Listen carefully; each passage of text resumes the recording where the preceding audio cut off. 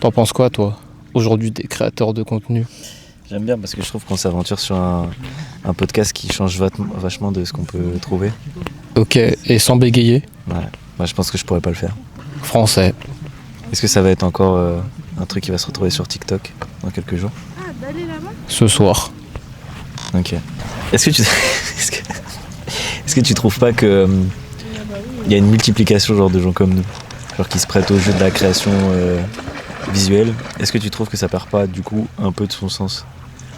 Qu'on essaie tous de refaire les mêmes trends, tous de refaire les mêmes plans, tous d'avoir un peu les mêmes idées, tu vois ce que je veux dire? Parce que d'un côté, tout le monde a le matériel nécessaire, enfin maintenant pour pouvoir filmer, genre Théma, là j'ai pris un DJI, ça coûte 30 balles. Bon, la caméra non, mais en vrai tu peux le faire avec un iPhone. Ouais. Donc en soi tout le monde peut le faire maintenant et tout le monde dit créateur de contenu. C'est un peu dommage parce qu'on voit plus forcément les gens qui arrivent à se démarquer, tellement il y en a, notamment avec TikTok. Mais d'un autre côté, c'est bien que ce soit ouvert à tous. Ouais. Genre du coup, tout le monde, dans un sens, côté négatif, tout le monde peut le faire, mais dans ce positif, tout le monde peut le faire aussi, quoi. Ouais, carrément. Bah, tu sais, maintenant, t'as les DJI, même les DJI Osmo, tu vois des mecs qui arrivent à faire des vidéos de malades avec une petite DJI. C'est pas donné, tu vois, ça coûte 300-400 €. Mais en vrai, par rapport à ce que ça coûtait avant, tu vois, le prix d'une GoPro avant, le prix de petites caméras comme ça avant, c'est bien mieux. Mais c'est juste que, tu vois, maintenant tu scrolles sur TikTok et tu vois quasiment les mêmes vidéos de tout le monde. Et je sais pas. Je vais pas dire que ça me décourage de faire des vidéos, mais c'est, comme tu dis, c'est de plus en plus compliqué de se démarquer. Mais c'est bien, en vrai, ça pousse à... Du coup, les gens maintenant qui vont se démarquer, c'est qu'ils vont vraiment faire quelque chose de très original. Et ils auront trouvé, tu vois ce que je veux dire, la patte créative, la DA, pour faire un truc qui change de tout ce qu'on peut voir. Mais j'en parlais hier avec la meuf à Adidas là, qui est venue me voir. Ouais. Et genre, elle me disait, pour elle, mais ça, je trouve ça à débattre encore une fois, pour elle, genre, faut reprendre le concept des gens, mais en y apportant sa patte. Ouais. Et est-ce qu'il faut vraiment faire ça ou pas? Parce que moi, en fait, au départ, j'avais dit l'inverse. Genre, à un moment, elle m'avait dit, lance-toi. J'étais en mode, ouais, mais moi, je pense qu'aujourd'hui, genre, ça marche pas, genre, de copier-coller un concept de quelqu'un et de le refaire, genre... C'est pas comme ça, faut vraiment arriver à quelque chose de nouveau. Tellement tout le monde le fait, genre, maintenant, c'est la course à celui qui aura un truc nouveau. Ouais, c'est vrai. Après, moi, ma take dessus, c'est que... En fait, tu crées jamais rien de 100% nouveau. Forcément, tu vas t'inspirer de quelque chose que tu as déjà vu. Et soit tu vas mélanger deux choses que tu as déjà vues et en faire quelque chose de nouveau qui peut être pas mal. Tu vois, parce que le mec a pas inventé le high five, il a pas inventé les photos, juste il a lié deux trucs qui existaient déjà. Tu vois ce que je veux dire? Mine de rien, c'est nouveau, mais c'est un... Je sais pas, je trouve que c'est pas à 100% nouveau. Et en tous les cas, dans la création visuelle, c'est tout le temps que de l'inspi de plein de trucs. T'y ajoutes ta patte, t'y ajoutes en gros tous tes souvenirs, ta relation aux gens, tu vois, dans ta manière de filmer. Toi, par exemple, quand tu prends tes photos, ce qui t'anime, c'est les gens, en vrai. Ouais, de ouf. C'est genre ta personnalité qui donne sa patte et sa singularité au truc. Donc je pense que c'est ce qu'il faut faire. Et en fait, là, je fais le mec en PLS, mais je pense que si tu veux te démarquer et si tu veux vraiment montrer ta personnalité sur une vidéo, je pense que tu peux trouver un moyen de te démarquer quand même. Je suis d'accord. Après, c'est un peu comme la mode au final, c'est aussi cyclique. Dans le sens où on peut faire l'exemple avec les pattes d'éléphant, c'était plus à la mode, à un moment c'est revenu à la mode. Bon, juste dans les caméras, t'as les caméscopes.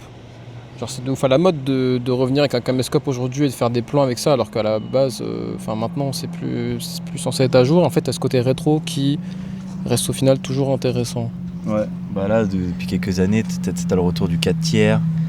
Des vidéos un peu avec les couleurs un peu baveuses, des trucs un peu à l'ancienne, les 90s. En fait, moi, ce que j'aime bien regarder, c'est les clips de musique française, de rap. Tu vois au fil des années comment on est revenu sur des trucs à l'ancienne. Et tu peux voir, en fait, aujourd'hui, quand tu regardes un clip de rap, tu peux quasiment savoir à quelle époque il est sorti, en fonction de ce que tu vas y trouver, des plans au drone. Ça va être des trucs plutôt récents. Et le retour des plans fixes. Je sais pas si tu vois, par exemple, le clip Mélo de Tiakola. Ouais. Là t'as que un plan et c'est un truc vraiment quasi fixe, juste ça dézoome. Ils sont vraiment en jet ski par contre devant, c'est incroyable. Mais voilà, tout ça pour dire que comme tu dis avec les pattes dev, tu as le retour de plein de modes. Et pareil, en fait, si tu arrives à exploiter le retour d'une certaine mode, de certaines façons de prendre un plan et tout, ça peut te faire décoller alors que tu n'as rien créé de nouveau, tu vois. Tu as juste créé une trend. Après, il y a toujours la part du hasard, malheureusement. À voir. Pour ça, moi, je force pas le truc. Ouais. Si ça doit arriver, ça arrivera, sinon, tant pis, quoi. On n'est pas là pour ça à la base, mais ça doit arriver, bah, tant mieux. C'est ça. Après, toi, je vois que t'as vraiment pas beaucoup peur de te lancer.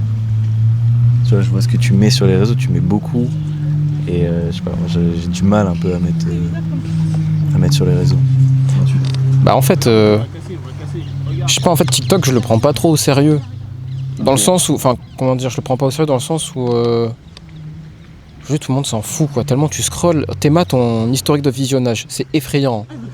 Genre en 1 heure, mais regarde, tu t'arrives même plus à retrouver la première vidéo que t'as vue tellement t'en as scrollé, genre les gens ils vont te regarder, ils t'auront oublié 2 secondes après, donc au final, mettre une vidéo même qui a aucun sens, je trouve on s'en fout, genre faut juste spammer, malheureusement... Là, la manière de, entre guillemets, percer un peu, c'est tu spammes les vidéos, il faut pas hésiter à en mettre une par jour. Hein. Une par jour et à 18h. Le moment où les gens ils sortent du taf et tout, ils sont 18h ou le déjeuner, le moment où les gens ils sortent du taf et ils regardent leur téléphone un peu, bah c'est les heures clés où il faut poster. Moi je poste à cette heure-là. Après, le truc c'est que je poste pas forcément de vidéos qui sont vouées à percer parce que généralement j'aime bien mettre... quelque chose de produit, donc soit ce soit mes photos ou c'est des clips, des vlogs. Ouais. Quand je mets des petits taux de vidéo, tout ça, un peu plus en mode trend, bah, ça a tendance à plus percer puisque c'est une trend quoi. Donc je trouve ça un peu dommage parce que des vidéos produites elles percent pas. Et quand tu vas faire juste une vidéo snap à l'iPhone ou je sais pas quoi, bah en fait les gens ils vont regarder. Donc après je comprends en vrai, même moi en fait quand je scroll, il y a moyen que je sois pareil, je regarde pas forcément un truc produit, peut-être que c'est pas TikTok qui est voué à diffuser mettre en valeur des contenus comme ça, je sais pas. À la base c'est plus YouTube, moi je préfère YouTube. Ouais. Le problème de YouTube c'est que ça te met pas assez en avant. Après j'avoue j'ai jamais essayé les shorts, peut-être que je devrais faire des shorts. Les shorts, mais en fait dans tous les cas, que ce soit shorts, Reels ou TikTok, en fait ça t'enferme quand même dans une manière de créer, tu vois ce que je veux dire ? C'est-à-dire que tu es obligé d'avoir quelque chose qui soit rapide à comprendre, qui soit pas trop long parce que attention ça va scroller si tu fais un truc un peu trop long. Le format dans lequel ça t'enferme c'est pas un format avec lequel je suis à l'aise. Je trouverais beaucoup moins d'inspi à faire un format court, à faire un format genre facile à comprendre. Je trouve que tu perds aussi ce truc, tu sais, la subtilité de genre faire comprendre une émotion par un plan. Genre ça t'as besoin de temps genre pour faire comprendre aux gens une émotion à travers un plan. Et je trouve que sur TikTok c'est beaucoup plus compliqué. Il y a des gens qui arrivent à le faire, mais je trouve ça plus compliqué. Genre en termes de fiction, tu vas plus souvent trouver des dialogues, tu vois, de la comédie. Et ça va être compliqué par ta réal de te démarquer. Moi ce que j'aime moins avec les formats courts comme ça, c'est qu'aussi tu crées pas vraiment une communauté. Genre certes t'as là les followers beaucoup plus rapidement, mais en fait les gens ils te connaissent pas. J'ai l'impression que les gens ne te connaissent pas. Là où sur des formats plus longs, et ben, ils vont apprendre à te connaître, ils vont savoir ce que tu as envie de faire, ce que tu as envie de montrer, genre quelque chose de plus artistique, plus prononcé. Là où sur un format réel, bah c'est pas vraiment la même. Genre je pense que si quelqu'un s'abonne à toi, c'est pas parce qu'il a vu genre un contenu, c'est parce que genre il t'a vu plusieurs fois et au bout d'un moment il s'est dit tiens attends c'est vrai que lui c'était pas mal. Ouais. T'as pas le temps de montrer ta direction, genre. Parce que bah, encore une fois, faut faire. Enfin, c'est ça. Je trouve que déjà que YouTube, c'était pas forcément un exemple parfait là-dedans. Je trouve que là, on est encore plus loin dans le faire des vidéos pour se faire connaître, pour gagner des followers et tout, et moins dans le je montre qui je suis et qui même me suit, tu vois. Ouais, bah c'est pour ça que je force pas le truc, genre. Là, je fais un truc qui me fait kiffer. Genre, je suis pas là en mode yo les gars, j'ai envie de percer. Genre, je m'en bats les couilles.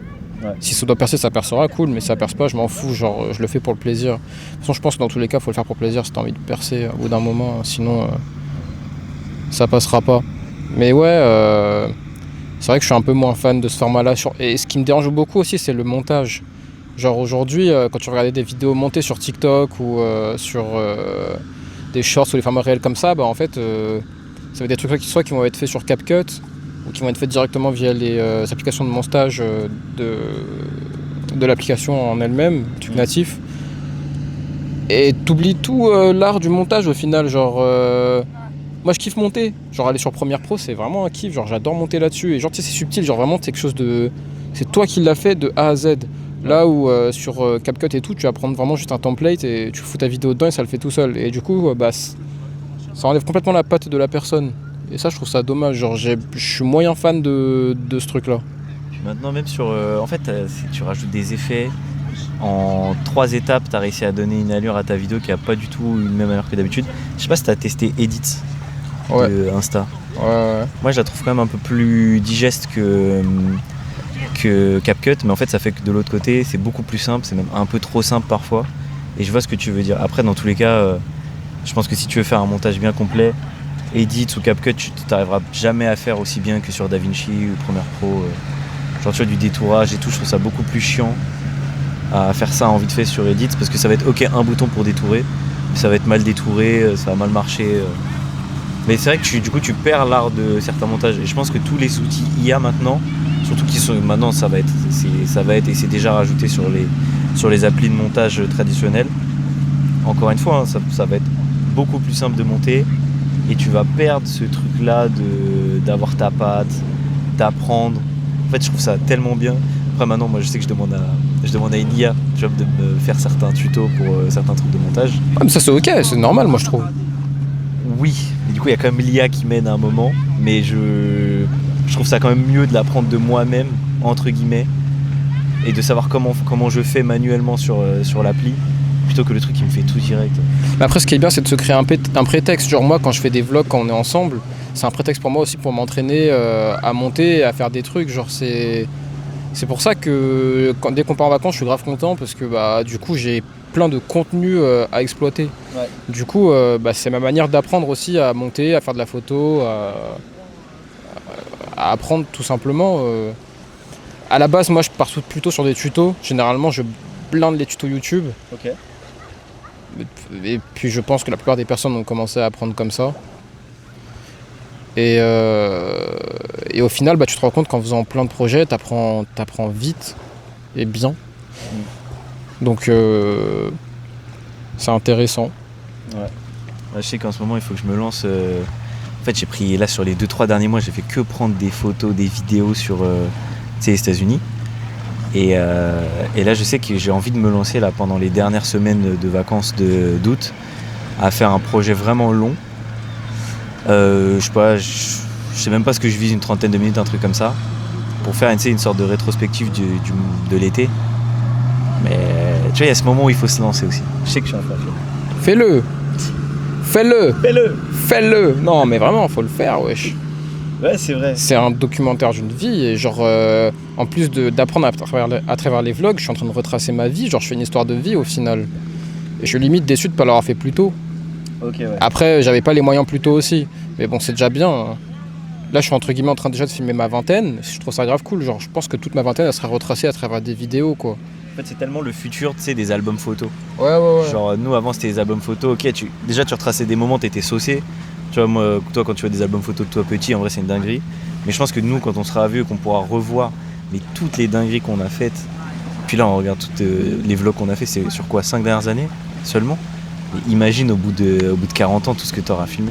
Parce que moi je compte pas m'arrêter en vrai moi non plus hein. Ouais. Après je sais pas, peut-être qu'un jour la flamme s'éteindra, on sait jamais. Ah ouais. Mais je compte pas m'arrêter non plus, et j'espère que je garderai toujours ce côté un peu enfantin.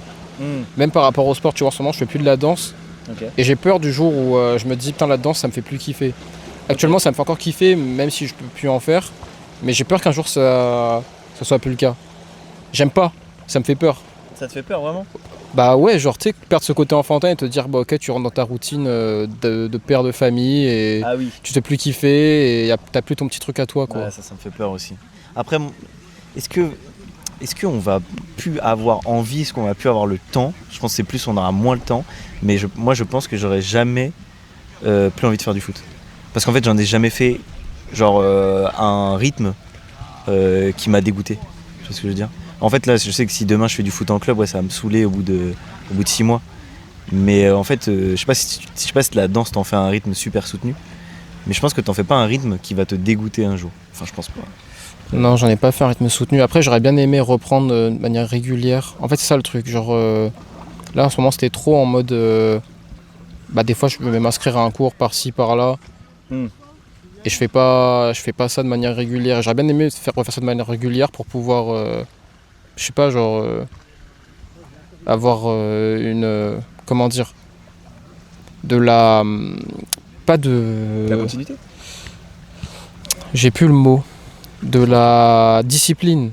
Genre me forcer à avoir une discipline. Genre tu sais, c'est un peu comme la musculation. Genre la musculation, pour moi, ça marche pas trop à la motivation. Parce qu'en fait, c'est bien la motivation, tu vas l'avoir 2 mois au début quand tu vas être déter à avoir vouloir des changements physiques. Ouais. Mais si un week-end il fait moche, t'as pas envie d'y aller, bah tu vas pas y aller. Ouais. Et ça marche pas à la motivation, ça marche à la discipline. Genre des fois tu y vas quand même si tu kiffes pas. Ouais. Et genre moi je sais qu'il y avait des moments où quand je faisais de la danse de manière régulière, il y avait des semaines où j'avais trop la flemme d'y aller. Et en fait t'es quand même content au final quand tu y vas, des fois t'es en mode oui. Je regrette pas en fait, j'ai quand même passé un bon cours. Ouais. J'avoue moi quand je faisais de la batterie à l'ancienne, je sais que ça me faisait chier. Mais genre c'est le fait de passer du temps et en fait quand t'arrives pendant ton cours, t'es trop content d'apprendre, de débloquer un truc sur lequel t'étais un peu bloqué, de gagner en skills. Et d'ailleurs, fun fact, je pense que quand mes dents vont revenir, je vais demander à mon daron qu'on se paye à deux une batterie. Je pense que je vais reprendre ça. Et pareil, tu vois, avoir des hobbies un peu variés. Tu vois, une passion, toi c'est montage, danse. En vrai, montage et batterie ou foot ou des trucs comme ça. Je pense que c'est aussi bien de varier entre ces hobbies pour que ça nous saoule pas au bout d'un moment. Je suis d'accord. Après, les vlogs c'est cool parce que ça permet de filmer sans réfléchir. Mais je pense genre IMAX de trucs à faire, ce serait un petit court-métrage un jour quand même. Le problème c'est que j'ai pas des talents d'écriture ou j'ai pas de personne pour jouer ou je sais pas quoi, tu vois. Mais genre ça faut le faire un jour. Genre je sais qu'un jour dans ma vie il faut que je le fasse, il faut que je le prenne la question au sérieux, tu vois. Parce que des fois on parle par-ci par-là mais on prend jamais vraiment trop au sérieux, on se dit jamais vraiment vas-y on va le faire. D'ailleurs on s'était dit avant l'été, t'es pas chaud, on fait des projets, on fait des trucs par-ci par-là. On s'est pas dit. Déjà on s'est pas redit. Et en vrai là, d'ici à septembre, si t'as des idées, moi je suis chaud de faire des trucs, même des journées où juste tu vois on sort sur Paris pour prendre des plans ou des trucs un peu sympas. Moi je suis chaud de malade. Je compte en faire, ouais. Je pense que je vais faire des plans. Là on fait un plan statique, on est en train de filmer, on prend en vidéo. Mais je pense que je vais, mis à part la photo hier que j'ai pris, je pense que je vais aller faire des plans statiques en vidéo comme ça sur Paname. Genre tu sais, tu prends un métro qui roule, des trucs comme ça, tu vois. Ouais. L'art statique, mais du coup faut que je prenne le trépied et tout et je filme. Parce que la vidéo, je kiffe ça aussi, je fais de la photo, mais je kiffe la vidéo. Donc c'est complémentaire, c'est 2 choses qui vont ensemble. C'est vrai, moi je suis chaud qu'on fasse ça un de ces 4 et même j'avoue pour la fiction, genre en fait moi je rêve de jouer. J'aime trop jouer. Ah ouais ? Ouais, de malade. En fait je trouve que ça te demande une gymnastique. Après là je fais le mec comme si j'avais fait 4 films, mais la gymnastique que ça te demande de passer d'un mindset à l'autre. Et surtout je trouve ça très dur et encore pour moi pour l'instant c'est très dur de différencier un bon acteur d'un mauvais acteur sur un plan. Genre quelqu'un qui joue très mal, tu vois, je vais le reconnaître vite. Mais de moi-même réussir à me motiver pour faire une bonne performance, je trouve ça un peu compliqué. Mais moi je suis chaud. Franchement si tu as des bonnes idées. Très bien, je vois. Et sur ce, est-ce que vous êtes d'accord ? Est-ce que les personnes qui auront écouté ça, vous avez des choses à redire, votre opinion ? Et puis, en vrai, je pense que je vais mettre ça sur YouTube. Hein. C'est pas mal. Je vais mettre ça sur YouTube en public. Podcast de la scène. Podcast de la scène. Allez, ce sera ça. Podcast de la scène. Clap.